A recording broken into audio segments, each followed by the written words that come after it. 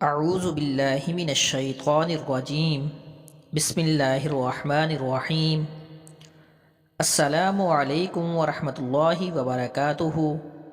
Islamic voice HP میں خوش آمدید۔ ناظرین کرام، طوفان نوح گزر جانے کے بعد جب حضرت نوح علیہ السلام کی کشتی جودی پہاڑ پر پہنچ کر ٹھہر گئی تو حضرت نوح علیہ السلام نے روئے زمین کی خبر لانے کے لیے کبوتر کو بھیجا، تو وہ زمین پر نہیں اترا بلکہ ملک سبا سے زیتون کی ایک پتی چونچ میں لے کر آ گیا۔ تو آپ علیہ السلام نے فرمایا کہ تم زمین پر نہیں اترے، اس لیے پھر جاؤ اور روئے زمین کی خبر لاؤ۔ تو کبوتر دوبارہ روانہ ہوا اور مکہ مکرمہ میں حرم کعبہ کی زمین پر اترا اور دیکھ لیا کہ پانی زمین حرم سے ختم ہو چکا ہے اور سرخ رنگ کی مٹی ظاہر ہو گئی ہے۔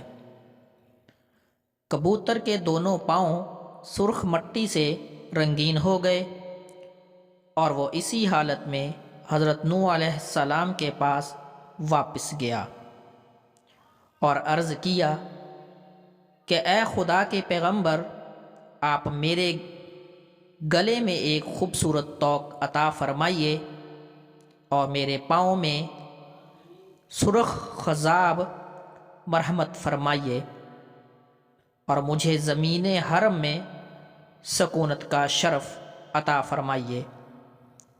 چنانچہ حضرت نوح علیہ السلام نے کبوتر کے سر پر شفقت سے ہاتھ پھیرا اور اس کے لیے یہ دعا فرما دی کہ اس کے گلے میں دھاری کا ایک خوبصورت ہار پڑا رہے اور اس کے پاؤں سرخ ہو جائیں اور اس کی نسل میں خیر و برکت رہے اور اس کو زمین حرم میں سکونت کا شرف ملے۔ ناظرین کرام، آج کی ویڈیو اچھی لگے تو ویڈیو کو لائک، شیئر اور کمنٹ سیکشن میں اپنی رائے کا اظہار ضرور کیجیے۔ چینل کو سبسکرائب اور بیل آئیکن کو ضرور پریس کیجیے تاکہ ہر نئی آنے والی ویڈیو کا نوٹیفیکیشن سب سے پہلے آپ تک پہنچے۔ ملتے ہیں ایک اور نئی ویڈیو کے ساتھ، تب تک کے لیے خدا حافظ۔